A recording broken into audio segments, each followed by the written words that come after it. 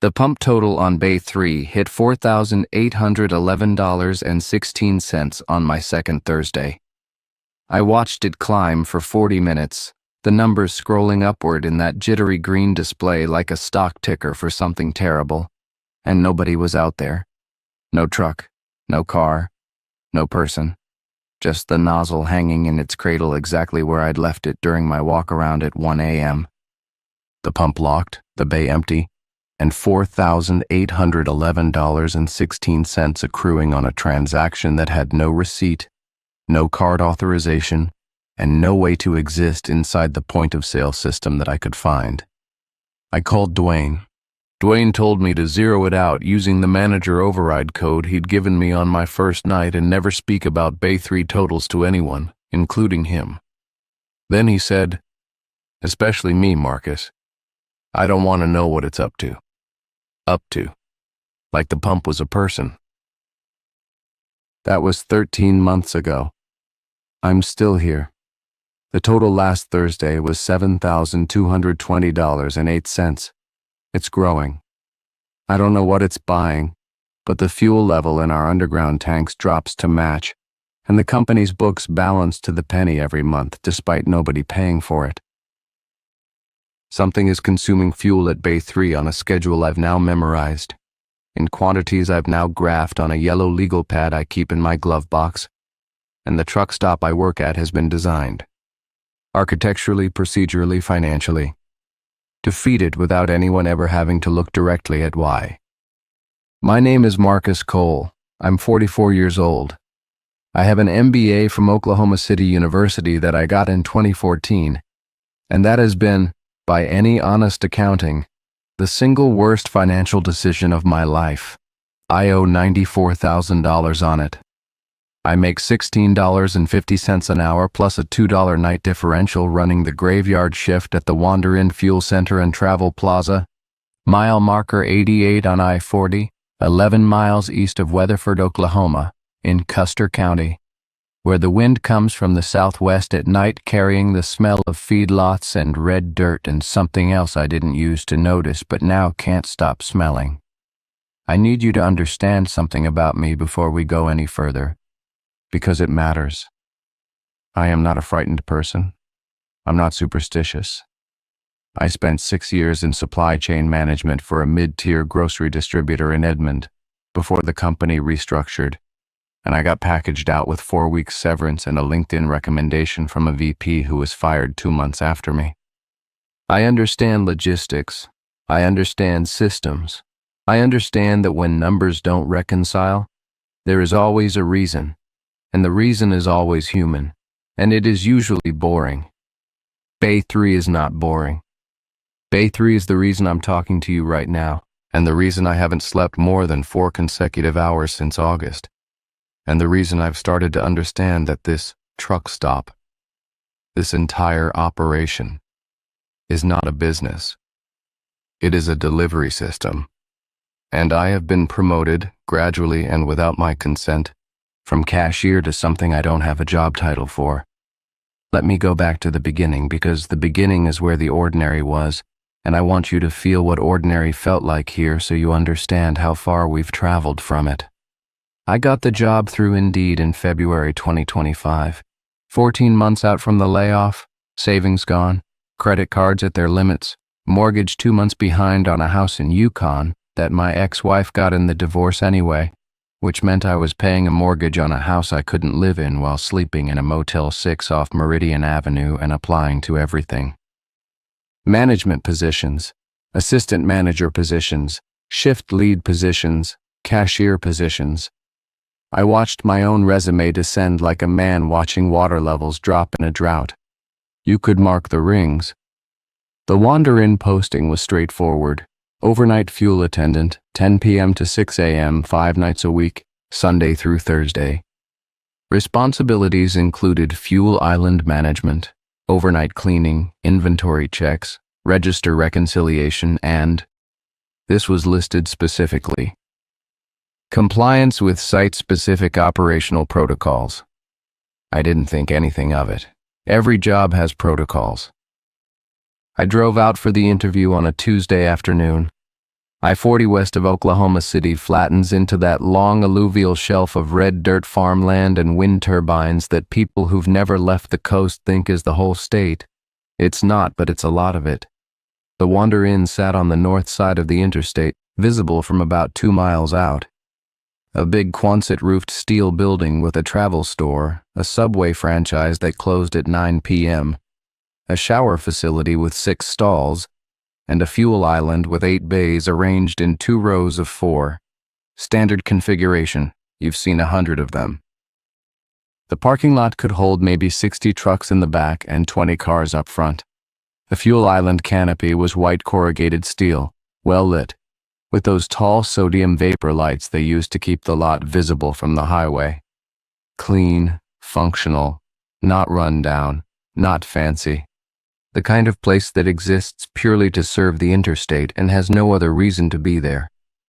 Dwayne Kester was the general manager, 50-something, denim shirt, clipboard, reading glasses on a lanyard, former Army, he said, managed fuel stations for Pilot and Loves before taking this independent gig. He walked me through the store, the pumps, the back office, the cleaning routine, and then he offered me the job on the spot, which should have been a sign. Nobody offers you a job on the spot unless nobody else wants it. But I needed it, so I took it. My first night was February 19th, 2025. Dwayne stayed until midnight to walk me through closing procedures, register operations, the fuel management system, which ran on software that looked like it was designed in 2004, and the nightly checklist, which was printed on a laminated sheet and zip-tied to a clipboard hanging from a hook behind the register. The checklist was 19 items. 16 of them were normal: sweep floors, restock coolers, check restroom supplies, run the overnight fuel report, lock the subway gate, normal. 3 of them were not. Item 7, Bay 3 nozzle must be physically inspected and returned to cradle position at 1 a.m. Do not inspect before 12:45 a.m. or after 1:15 a.m. Use side approach only. Do not stand directly in front of the pump face. Item 12. If the Bay 3 pump display activates between 2 a.m. and 4:30 a.m., do not attempt to read the display. Do not zero the transaction until 5 a.m. Use override code 7741-KILO to clear. Do not photograph the display. Item 17. Between 3 a.m. and 4 a.m., do not open the east-facing emergency exit for any reason, including alarm activation. If the alarm sounds, silence it from the panel. The door is not malfunctioning. Do not investigate the cause. I read them twice. Then I looked at Dwayne. These 3, I said. I pointed. He took the clipboard from me, glanced at it like a man checking the time on a watch he's worn for years, and set it back on the hook. Those are the ones that matter, he said. What do they mean? They mean what they say. Dwayne, come on. He took off his reading glasses and cleaned them on his shirt, which I would later understand was a stalling behavior he used when he was deciding how much truth a person could hold. Marcus, he said, you ran distribution logistics. You know how a supply chain works. Some of it's visible. Trucks, warehouses, invoices. Some of it's invisible. Contracts, relationships, agreements that predate everyone currently working the system. You don't need to understand the invisible part to do your job. You just need to follow the specs. These read like superstitions, I said. No, he said. Superstitions don't have consistent outcomes when you violate them. These do. He left at midnight. I was alone until 6 a.m. with a laminated checklist, a cash register, a fuel management system, and 8 fuel bays, one of which apparently operated on its own schedule for its own reasons. And I was supposed to service it like a man changing the oil in a car he isn't allowed to look under the hood of. I need to tell you about the first night because the first night was quiet, and that quiet is what made everything after it so hard to contextualize, because nothing happened. I did my walk around at 1 a.m. I approached Bay 3 from the side, which felt absurd but which I did because I follow instructions. It is the single professional quality I have that has survived every demotion of my life. The nozzle was in the cradle. The display was off. The bay was empty. I noted it on the checklist and moved on. At 2:47 a.m., the Bay 3 display activated. I was behind the register and I saw the green glow through the plate glass windows. I did not go out. I did not try to read it. I stocked the energy drink cooler and cleaned the coffee station, and at 5 a.m. I used the override code to zero it out. The total that had accrued was $1,204.33. No card on file, no receipt generated. The fuel inventory report showed a corresponding drop in our underground diesel supply.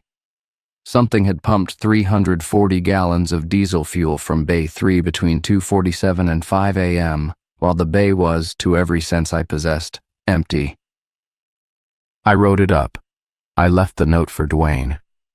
The next night the note was gone and Dwayne had left me a sticky note on the keyboard that said, "Don't write it up, just zero it out. That's the job. That's the job." 3 words. I have thought about those 3 words more than I have thought about any sentence in my entire adult life, including "I want a divorce" and "your position has been eliminated," because those sentences ended things. That's the job started something, and I was too broke and too tired and too deep in the particular despair of a man whose education made him worse off than if he'd skipped it entirely to understand that what it started was not employment. The first 5 weeks were procedurally identical. I followed the checklist. Bay 3 activated between 2 and 4:30. Always. The amounts varied. The fuel inventory always reconciled with the phantom total. I zeroed it out every morning at 5 o'clock. I did not photograph the display. I did not approach it during the active window. I did not open the east exit during the 3 to 4 blackout hour. And then on March 27th, a driver named Lyle Harkin pulled his Peterbilt into Bay 3 at 2:15 a.m. I was watching through the window when he did it, and my body reacted before my mind processed why I was moving toward the door. My hand was on the push bar. My mouth was forming the word no before I had consciously decided that what was happening was wrong. I came out onto the fuel island at a half jog. "Hey," I called. "Hey, sir. I need you to move to Bay 4. 3's out of service." It wasn't out of service. There was no sign. There was no cone. There was no barrier. This was, I realized in that moment, a design flaw in whatever system the Wander Inn was running. There was nothing physically preventing a customer from using Bay 3 at any time.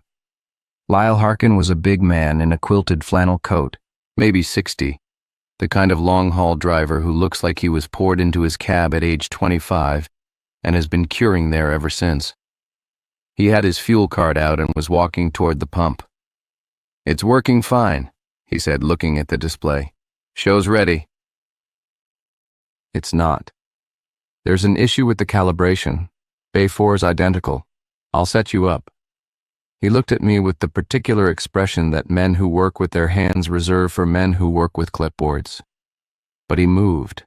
He pulled the truck around to Bay 4, fueled up, used the showers, bought a coffee and a bag of those little powdered donuts, and left. When I came back inside, my hands were shaking. Not a lot. Just enough that I noticed it when I picked up my own coffee mug. I sat behind the register and tried to understand why my autonomic nervous system had reacted to a man parking in an available fuel bay like it was a child stepping into traffic.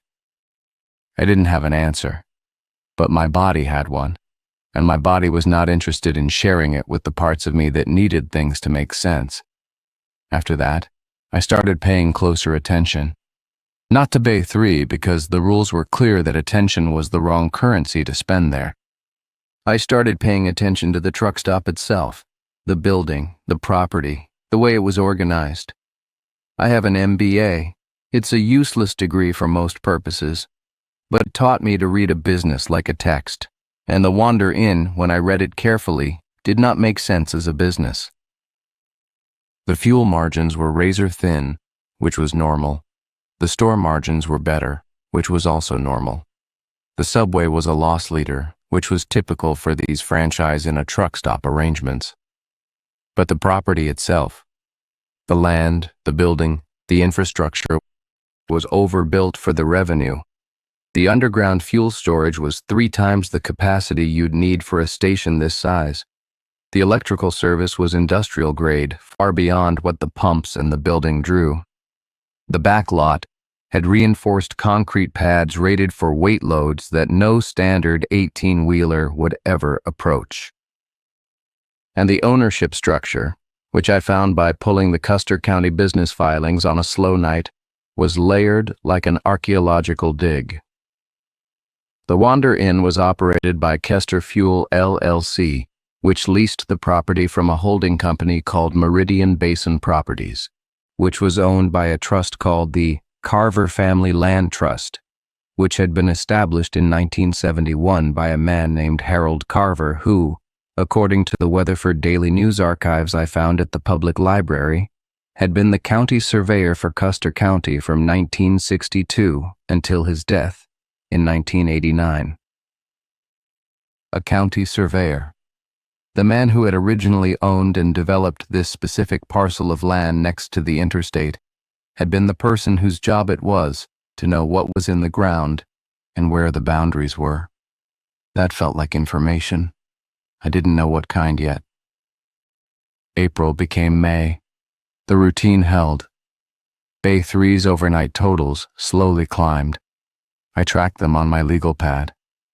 There was a pattern, and the pattern was not random. And I say this as a man who took 3 statistics courses and understands the difference between signal and noise.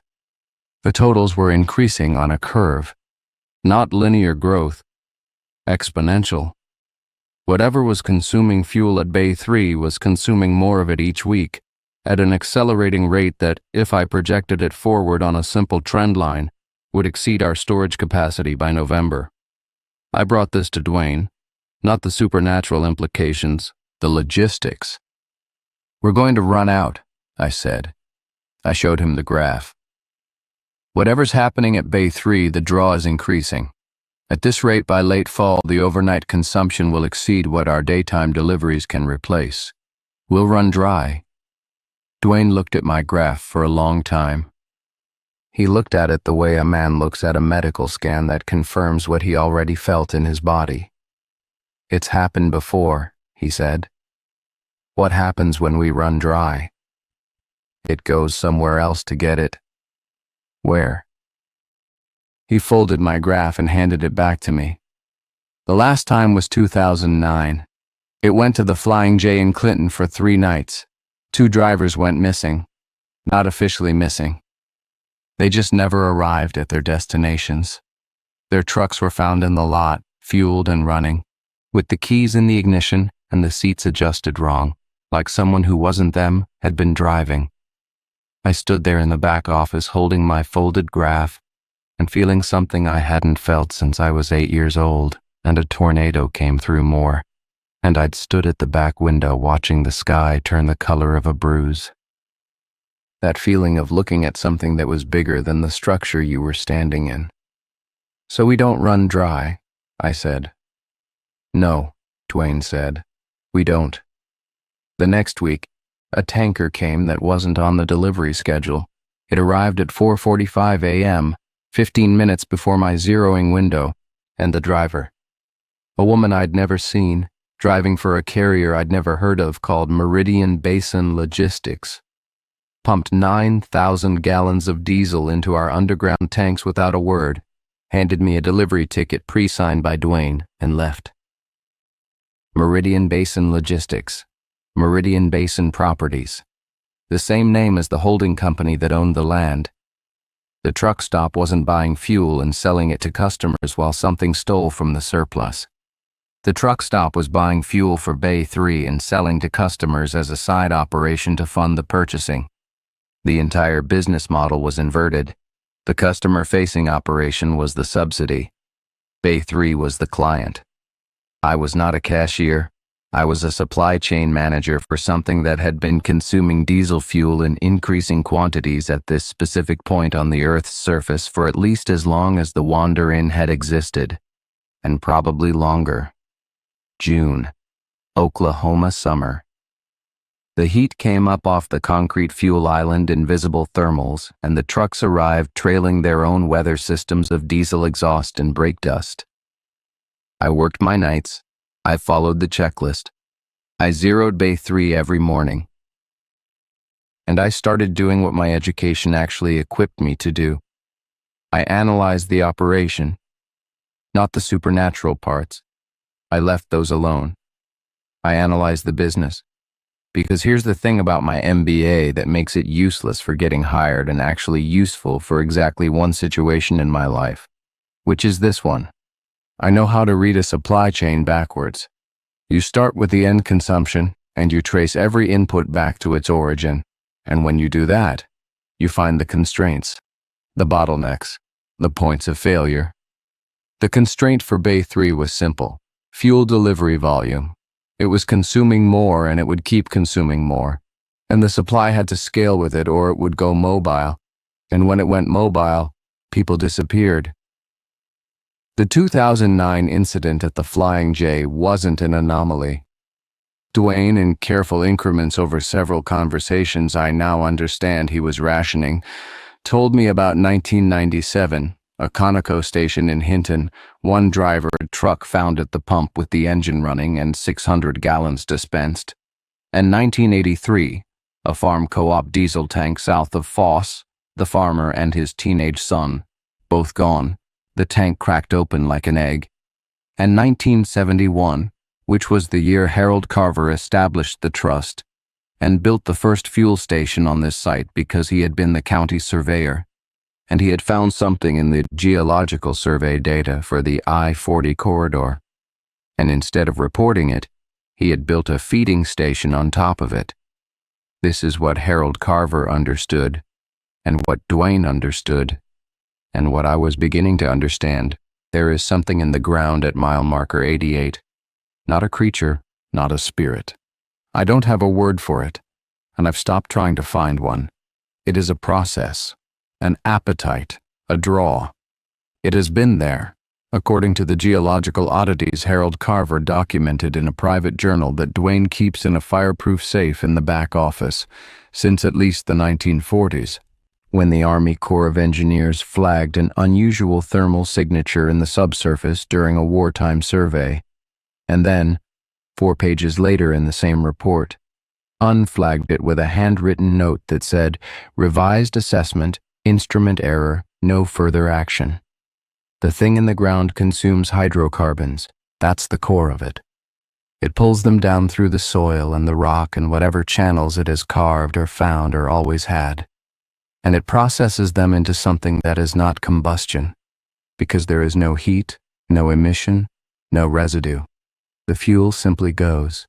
It enters the underground storage tanks, it moves through the pumps, it passes through the nozzle. Even when the nozzle is in the cradle, even when no hose is connected, even when the bay is empty, and it goes down. Harold Carver's solution, which was the same kind of solution an engineer makes when they can't fix a problem so they manage it, was to build a fuel station that would keep feeding it. A controlled, continuous supply. As long as it was fed, it stayed in place. It pulled from the tanks, not from the trucks. It consumed diesel through the infrastructure, not through the vehicles. The pumps were not selling points. The pumps were delivery mechanisms. Bay 3 was the primary feed line, and the station was built around it the way a city is built around a well, except this well ran in the wrong direction. This was elegant. I recognized it because I've spent my professional life inside supply chains, and what Harold Carver built was a perfect closed-loop supply chain for a consumer that couldn't be invoiced, couldn't be negotiated with, and couldn't be allowed to source its own supply. But closed-loop systems have a weakness. They depend on every link holding, and the consumption curve on my legal pad was bending upward, and the tanker deliveries were increasing, and the trust fund that bankrolled the operation was finite, and Dwayne was 61 years old, and his doctor had found something on his last blood work that he wouldn't talk about, and I was the only other person in the chain. I was not hired to be a cashier. I was hired to be a successor. I need to tell you about what happened on July 14th, because that's when I broke protocol, and that's when I understood why the protocols exist. It was 3:22 a.m. I was in the store, restocking the cold case, and I heard a truck pull in. This wasn't unusual. Trucks pulled in all night. I heard air brakes, the particular hiss and clunk of a loaded rig settling, and then a door. Footsteps on concrete. I came around the aisle and looked through the windows, and there was a truck in Bay 3. Not approaching Bay 3, not passing through, parked.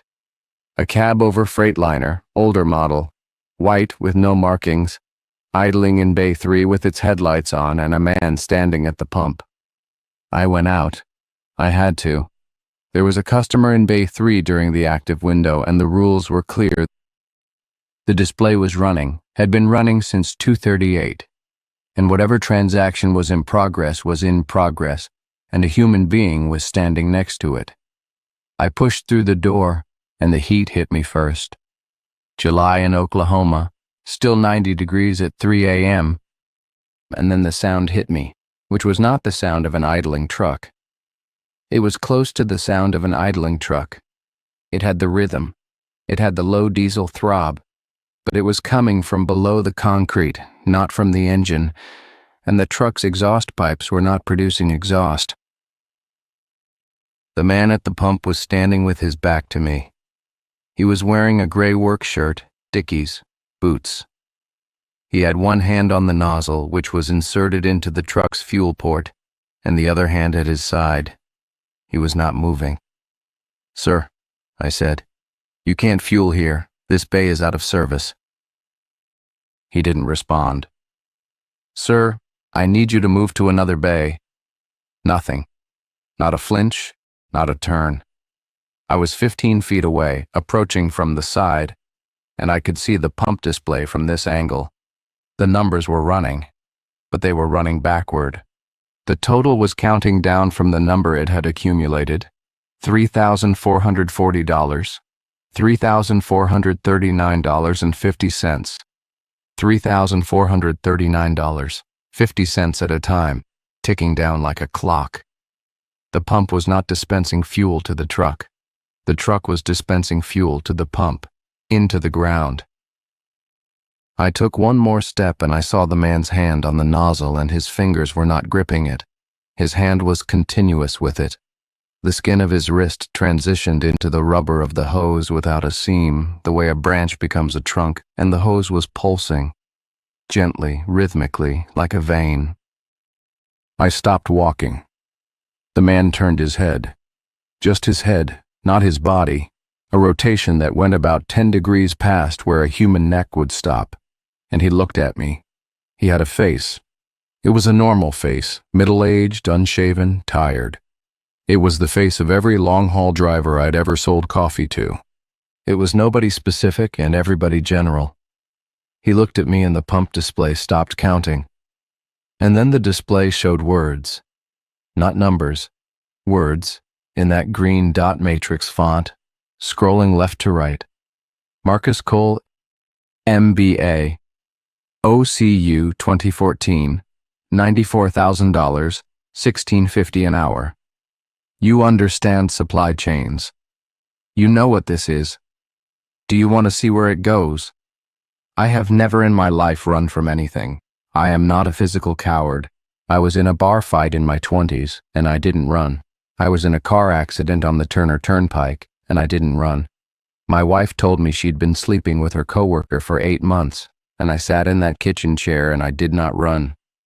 I ran.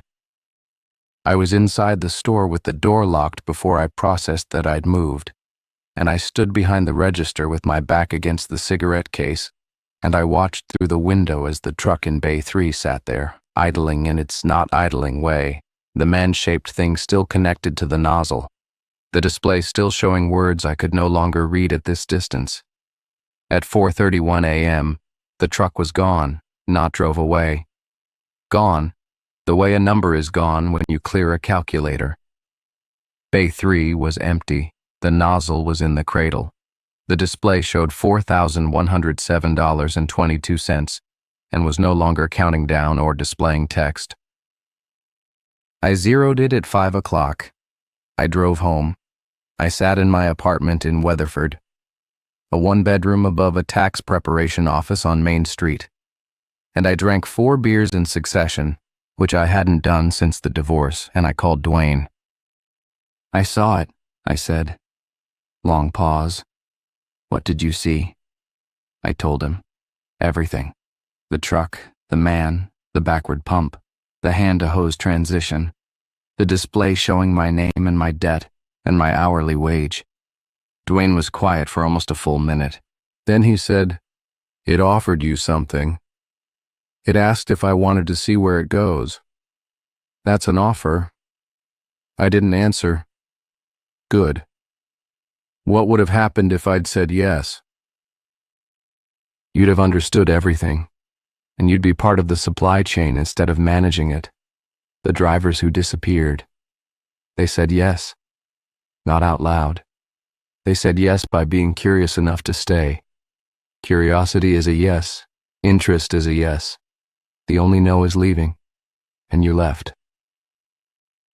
I ran, Dwayne. Same thing. You ran back inside, you didn't run toward it. That's the whole game, Marcus. That's what the rules are for. They're not protecting you from it.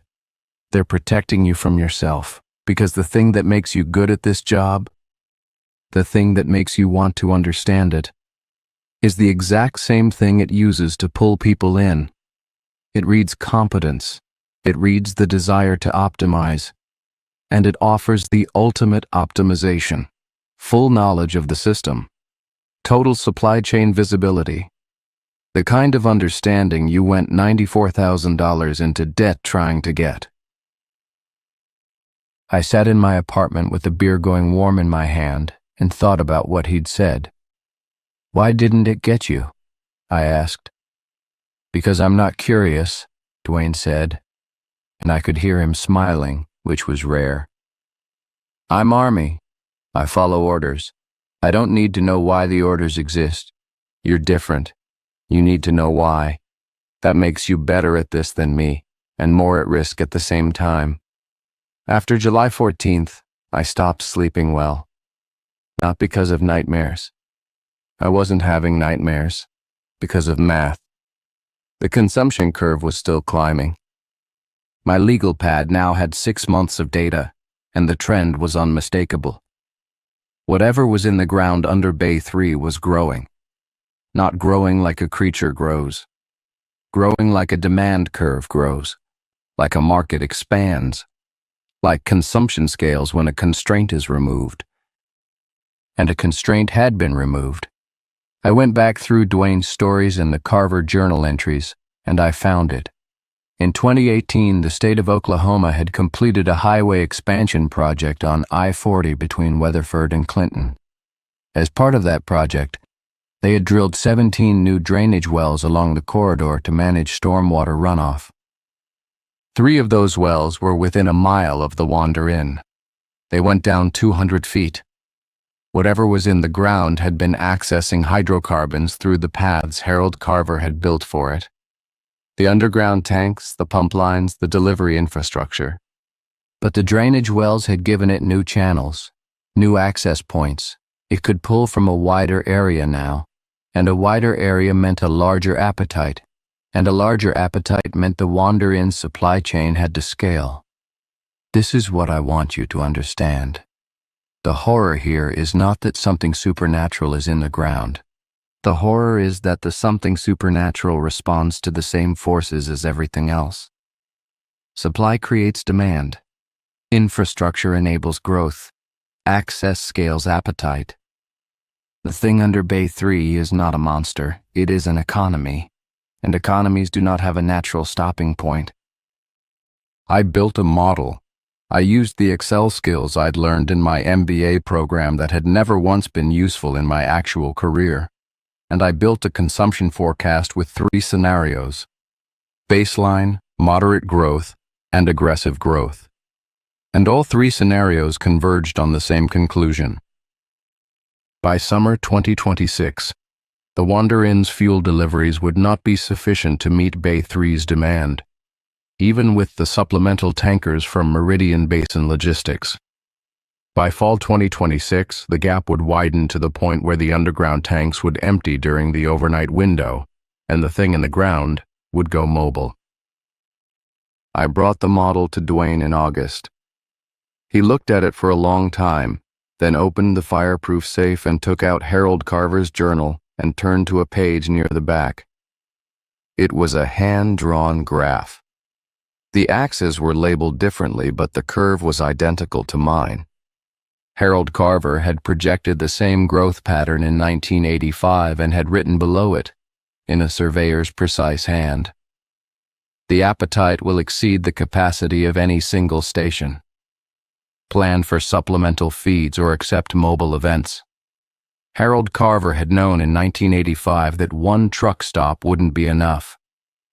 He'd established the trust, built the financial structure, arranged for supplemental deliveries, and he'd bought himself 4 decades. But 4 decades were ending. The trust's assets, Dwayne told me, were down to about $1.2 million. At current delivery costs, that was 18 months of operations. Probably less, given the growth rate. "What happens when the money runs out?" I asked. "The same thing that happens when anything stops being fed," Dwayne said. "It goes looking. And if it's grown this much since 2018, when it goes looking, it's not going to take 1 or 2 drivers. It's going to take..." "Yeah. How many, Dwayne?" Harold's estimate was proportional. For every 1,000 gallons it can't get through the station, it takes approximately 1 vehicle, 1 driver, 1 truck. And it gets the fuel and it gets something else. Something it prefers. What does it prefer? People who are going somewhere. People in transit. Harold thought it. I don't know how to say this without sounding insane. He thought it was a transit point itself, a junction. Something that exists at the intersection of movement and fuel. And when it can't get the fuel through the infrastructure, it gets the movement through the people. It pulls them down to wherever it goes, and they become supply, fuel, the same thing the diesel is to it, energy for a journey we can't see. I sat with that for a while. Somewhere on I-40, a truck downshifted and the sound Dopplered through the walls. "Dwayne," I said, "I need to see the full Carver journal." He looked at me with something I hadn't seen from him before, which was fear, not fear of me, fear for me. "No," he said. "I'm not asking to go to Bay 3. I'm not asking to understand what it is. I'm asking to understand the supply chain, the business model, the financial structure. Because if we've got 18 months of funding and a demand curve that's going vertical, then I need to redesign the operation from the ground up, or a lot of people are going to die." He looked at me for a long time. Then he opened the safe and gave me the journal. Harold Carver's journal was 340 pages, written between 1962 and 1988, the year before his death. It was not a supernatural account, it was an engineering document. Harold Carver had approached the thing under mile marker 88 the same way he approached every geological anomaly he encountered in his work. He measured it, he mapped it, he characterized its behavior, and he designed a management system. I'm not going to tell you everything that was in that journal. Some of it I don't understand. Some of it I understand too well, and the understanding sits in me the way the display's message sat in me on July 14th. As an invitation to go deeper that I am actively, daily, choosing to decline. But I'll tell you the operational parts, because the operational parts are why I'm still here and why I'm talking to you. Harold identified the anomaly during a routine subsurface survey for the I-40 construction project in 1962.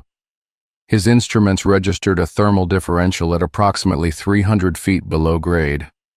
a zone of significantly elevated temperature that didn't correspond to any known geological feature. He flagged it. The Army Corps unflagged it.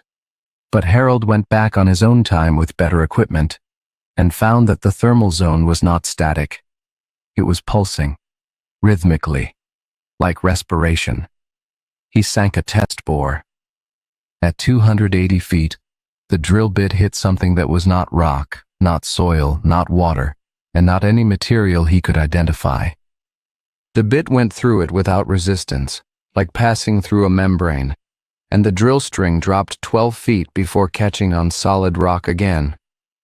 When he pulled the string up, the last 12 feet of pipe were clean, not just clean, sterile. No soil, no lubricant, no metal filings. Clean the way a surgical instrument is clean, and warm. Harold capped the bore. He went home. He thought about it for 3 weeks.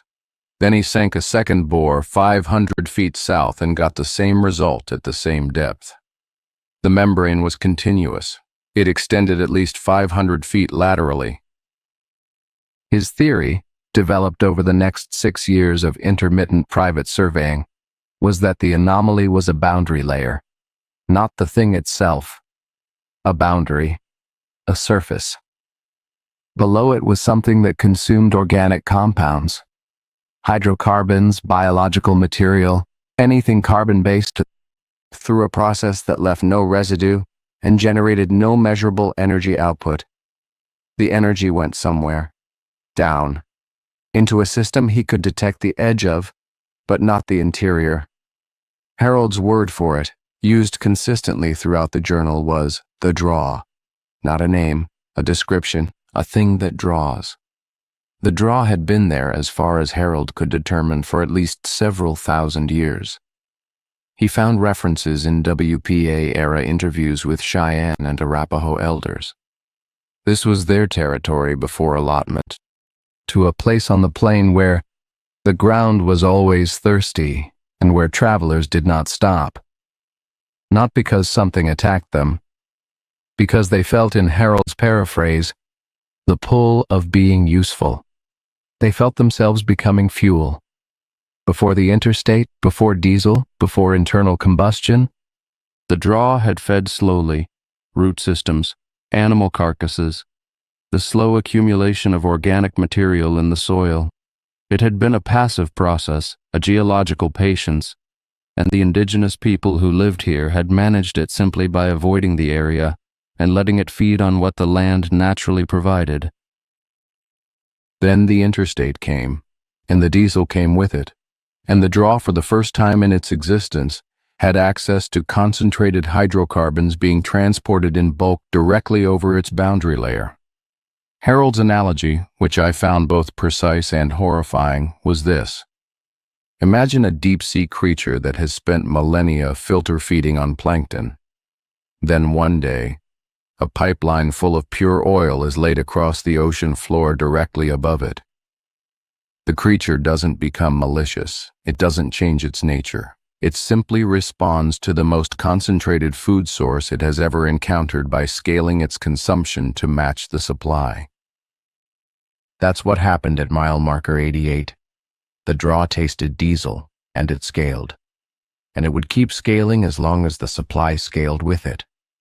Harold's solution was to build the supply chain, give it a controlled feed, build the station, run the pumps, establish the trust, fund the deliveries, and manage the draw the way you manage any large-scale industrial consumer, with logistics, infrastructure, and money. It worked for 53 years. It was failing now, and the reason it was failing was the same reason everything in the American economy eventually fails. The growth was outpacing the funding. I spent September and October redesigning the operation. This is what I was trained to do, and for the first time since 2014, my training was worth the debt I'd taken on to get it. The problem was a scaling problem. The draw's appetite was growing exponentially. The Wander Inn's delivery capacity was growing linearly, constrained by truck availability, road access, and the trust's declining funds. The gap between the two curves was the danger zone, the space where the draw would go mobile and start taking people. The solution, in pure supply chain terms, was to increase throughput, reduce cost per unit, and diversify the supply base. This is not complicated. This is what every logistics manager in the country does every day. The fact that the end consumer was an incomprehensible geological appetite did not change the math. I negotiated new fuel contracts through 3 regional suppliers, cutting our per-gallon cost by 11 cents. I rerouted 2 of the supplemental tanker deliveries to off-peak hours, reducing driver overtime charges. I identified a tax incentive for fuel storage infrastructure improvement that the trust had never claimed, which freed up $180,000. I installed a variable rate pump controller on Bay 3. Dwayne didn't love this, but I convinced him. That regulated the flow rate during the overnight window, smoothing the consumption curve and reducing the peak demand spikes that were driving the growth. That last one was the breakthrough. Because the draw's consumption wasn't just increasing, it was spiking. And the spikes were correlated, I discovered, with traffic volume on E40. More trucks passing overhead meant more concentrated hydrocarbons in proximity to the boundary layer, which meant the draw could taste what was passing and it wanted more. It was demand-driven. The interstate itself was the stimulus. The variable rate controller dampened the spikes. Instead of letting the draw consume in response to the traffic-driven stimulus, it regulated the flow to a steady rate, which reduced the draw's total overnight consumption by roughly 22%. For the first time in the journal's history, someone had not just fed the draw. Someone had managed it, optimized it, brought it under a more efficient operational model. I showed Dwayne the results in November. He looked at the numbers. He looked at me. "You're rationing it," he said. "I'm managing the feed rate, steady supply, reduced spikes, lower total consumption. We've extended the trust's funding runway from 18 months to approximately 4 years. Probably more if I can optimize the delivery routes further." "Marcus, you're rationing a thing that has been consuming whatever it wants for thousands of years. What happens when it notices?" I didn't have an answer for that. I had a spreadsheet. Spreadsheets don't account for what happens when the consumer objects. The consumer noticed on December 8th. I was doing my 1 a.m. walk-around. Side approach on Bay 3, nozzle and cradle, display dark, everything normal. I checked the box on my clipboard and I turned to walk to Bay 4, and I could not lift my foot.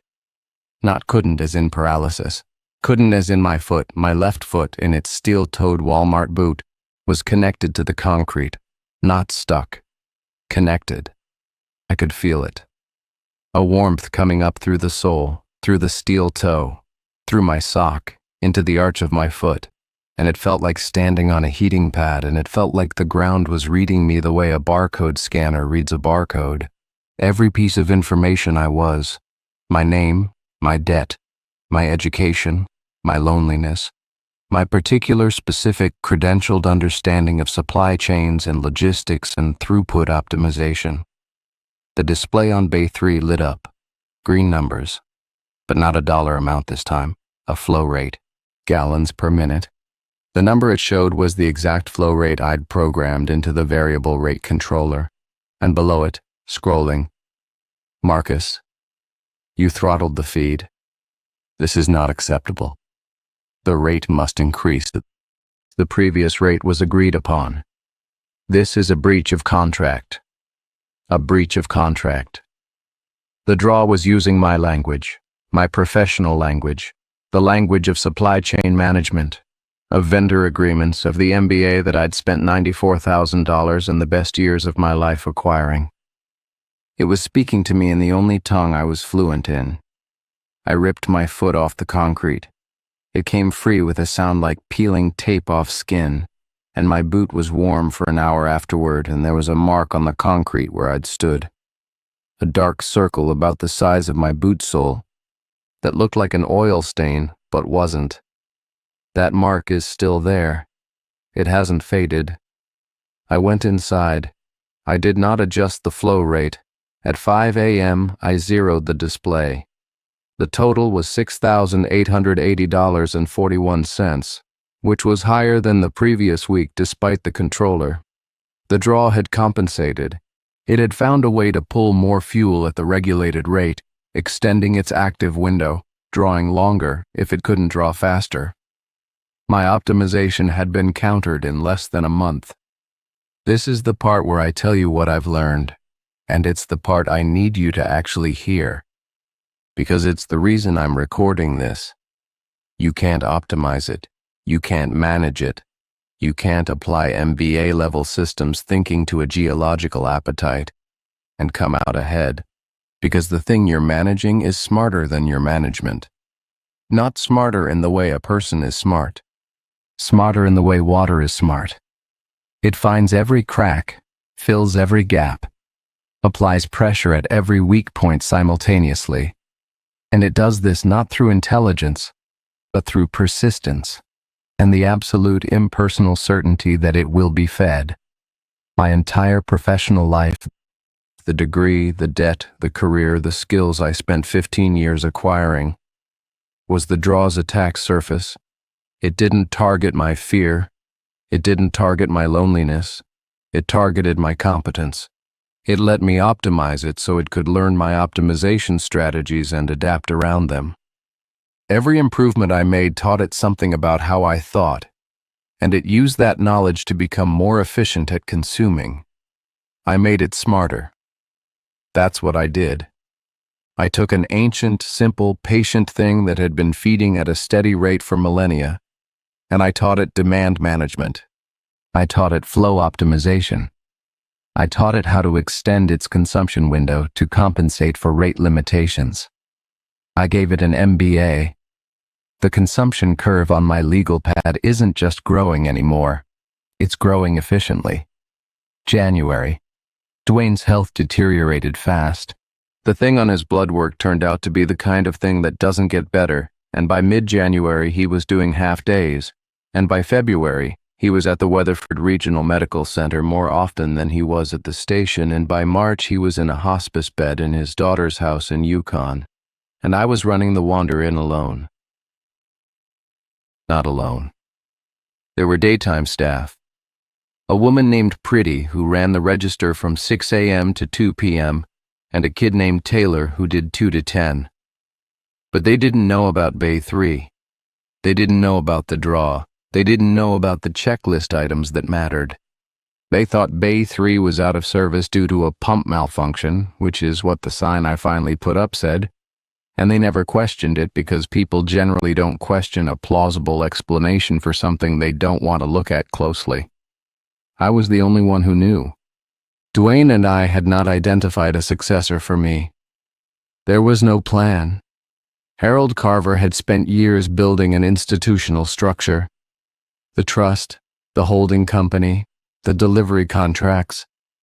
And I had spent months improving the operational efficiency, and none of it addressed the fundamental vulnerability, which was that the entire system depended on a single human being working the overnight shift, who understood what was happening and was willing to keep doing it. On March 3rd, I visited Dwayne in hospice. He was thin and gray and his voice was a whisper, and he held my hand with a grip that still had army in it. Don't let it go mobile, Marcus. I won't. The trust account has the access codes in the binder, red binder, top shelf, back office, everything you need to manage the finances. I know, I've been managing them since November. The journal stays in the safe. Nobody reads it who doesn't work the overnight. I know. One more thing. His grip tightened.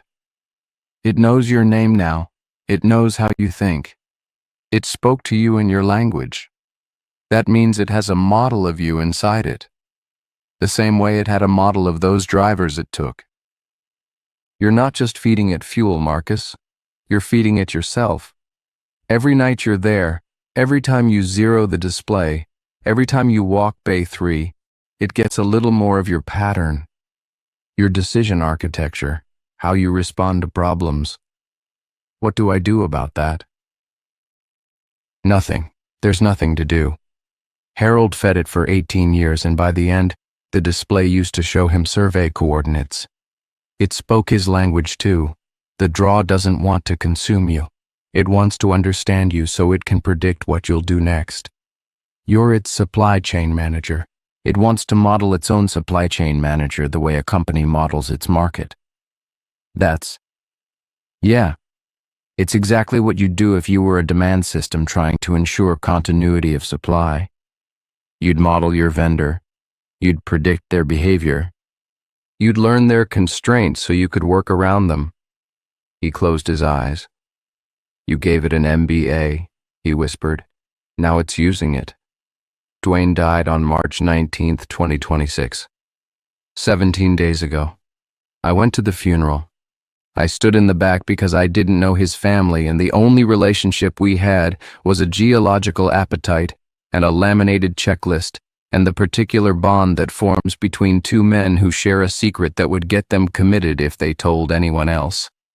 I am now the sole operator of the Bay 3 containment system. I manage the finances through the Carver Family Land Trust. I coordinate fuel deliveries through Meridian Basin Logistics, which I now understand is a shell company with one employee, which is me. I work the overnight shift 5 nights a week. I follow the checklist. I zero the display at 5 a.m. And the display has started showing me things I didn't ask for. Not threats, not invitations, suggestions, operational suggestions. Last Tuesday, it showed me a fuel supplier in Amarillo that was offering diesel at 14 cents below my current contract rate. I checked. The supplier was real. The price was real. The savings would have extended the trust's runway by another 6 months. Wednesday, it showed me a routing optimization for the supplemental tankers that would reduce delivery time by 40 minutes per trip. I ran the numbers. The optimization was correct. It was, in fact, better than anything I'd come up with on my own. Thursday, it showed me a staffing model, a second overnight attendant, a trainee, someone to learn the system so the system wouldn't depend on a single point of failure. It even showed me a name, a real person. A woman in Elk City who had applied for a job at the Wander Inn 6 months ago and whose application was still in the system. It showed me her resume. She had a background in petroleum logistics. She was overqualified for a cashier position and underemployed in the way that I had been underemployed, in the way that people with useful skills and impossible debt are always underemployed in this economy. The draw was recruiting, not through fear, not through compulsion, through the irrefutable logic of operational necessity. It was right. I was a single point of failure. The system needed redundancy. The woman in Elk City was a perfect candidate, and the draw was presenting this to me not as a command, but as a business case, in the language of supply chain management, because that was now its language, because I had given it to the thing.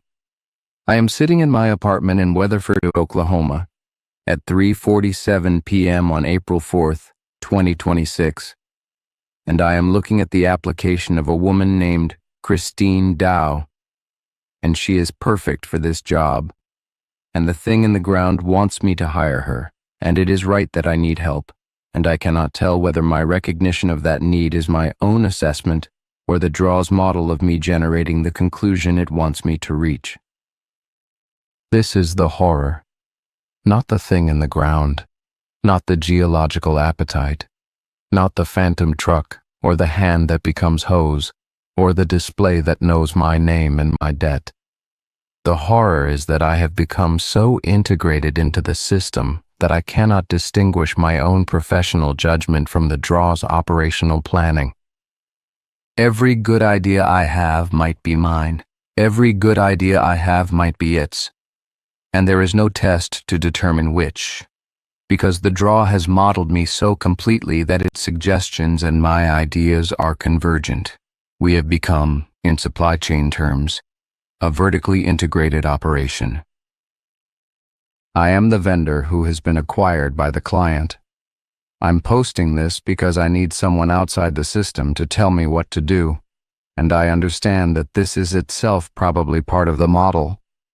The draw predicting that I would reach a crisis point where I'd seek external input, and that the external input would either validate the hiring decision, giving the draw a new operator to model, or invalidate it, leaving me as the single point of failure, which serves the draw because a system with one operator is a system it can eventually break by breaking the operator. Both outcomes serve it. Every branch of this decision tree terminates in the draw's favor. I have looked for the branch that doesn't, and I cannot find it. The trust has $940,000 left. The consumption curve is now growing at 8.4% per week. At this rate, I need either a significant increase in delivery capacity or a fundamental redesign of the containment model within 6 months. Or the draw goes mobile and drivers on I-40 start disappearing. Christine Dow is 41 years old. She has a degree in petroleum engineering from the University of Tulsa. She owes $72,000 in student loans. She is currently working as a dispatcher for a propane delivery company in Elk City for $14.75 an hour. She is, by every metric I can evaluate, the ideal candidate for this position. The draw knows this. The draw showed me this. The draw is, I believe, already modeling her, because her propane delivery routes pass within 3 miles of the Wander Inn 4 times a week, and I think the draw can taste competence the way it can taste diesel. I think it's been tasting her for months. If I don't hire her, I will eventually fail alone, and the draw will go mobile, and people will die. If I do hire her, I am feeding a human being to a system that will model her mind and use her skills to become more efficient and more dangerous, the same way it used mine. I zero the display every morning at 5 a.m. Tomorrow morning, it will show a number. It will also, I believe, show her name again. And the name after hers, and the name after that. A whole org chart, a whole logistics operation, staffed by competent, desperate, overqualified, indebted Americans who need the work too badly to question the checklist, designed by a thing in the ground that learned human resource management from the man who came to manage it. Bay 3 is reserved for something that never pays, but it has learned to hire, and I cannot find the version of me that exists outside the model it's built, the version that would know whether this message is a warning or a job posting. If you're reading this, and you have a background in logistics or petroleum engineering or supply chain management, and you're underemployed, and you're in debt, and you're in Oklahoma, don't come here. But you should know that the position offers $18.50 an hour plus a $2 night differential, and the benefits through the trust are actually very competitive, and the work is steady, and the checklist is only 19 items, and 16 of them are normal. I zeroed Bay 3 this morning. The total was $8,114.07. Next week it'll be higher. The week after that, higher still. The draw is patient. The draw is always hungry. The draw is learning. And I am very, very good at my job. I just don't know whose job it is anymore.